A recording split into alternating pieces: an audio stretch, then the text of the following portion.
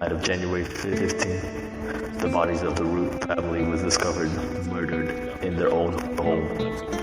6 victims, including a 9-year-old boy, were brutally beaten and stabbed.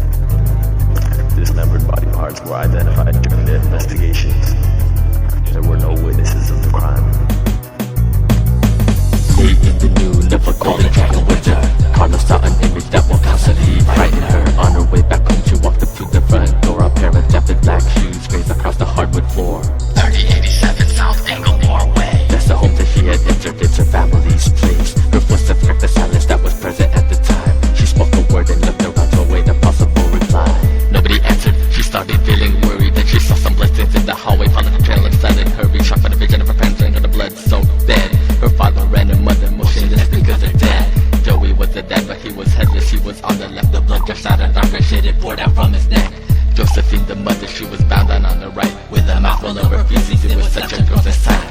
But he was visiting the was tied together with a long and sturdy cord. He was lying on his chest, face down with her feet hung by the wooden headboard. She was tied up too, but she was lying on her back with flayed knees. A baseball bat between her legs was strapped right through her bloodstained panties. There was nothing frightened, Carla could think to do. She picked up the phone but got no tons of her lines called just couldn't go through. Wondering what happened to the rest of her family, she shook the house only to find a greater tragedy. Little Junior in his room, his limbs bound to plastic bag over his head, his body cut in two. Suffocated on his bed, the 9-year-old boy. The area was a filthy mess with organs on his toys.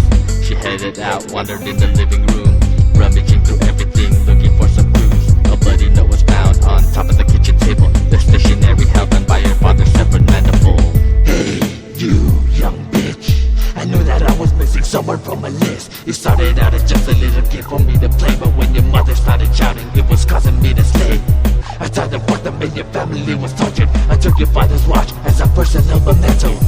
Finished up, then before I left the house, I saw a picture of you in a light silver blouse. That was when I knew that I had been some family member. Motherfucker, I will hunt you bitch, and this you better remember. I'll kill you when I see you, don't you try to run or hide. Those things to for help, soon enough you'll fucking die. Just like the rest of the family, there goes that scar, cause they're made you'll see. Like your parents in the room and their oldest at the hill for the backyard tree. Your little brother back and spread around his motherfucking toys. The Japanese see your other brother strangled like a cellar like a corpse. As soon as Carla finished reading the killer's letter, she ran to the backyard and she found her dead sister hanging from the tree like the murderer had written. Looking down her legs because her vagina had been bitten. She was almost naked, only a sweater covered her body, with gray socks on her feet, but the rest was exposed in nudity. Absurdity rope was wrapped around on Laura's throat. Her pallid face of death was grotesquely deformed. With her mouth bubbling out of the sockets, body hanging stiff in the rigidity of rigor mortis, blood pus pouring out of every orifice. And Carla's shit was going to miss her, watching her sister hung above her 8 foot high in the air, asphyxiated, breezy weather. She couldn't better see her sister any longer. She headed back inside to see what happened in the cellar. Kevin, her older brother, was present in the darkness, and the light shone to reveal his decapitated carcass. A thick pool of blood coated the cold floor, creeping slowly everywhere as Carla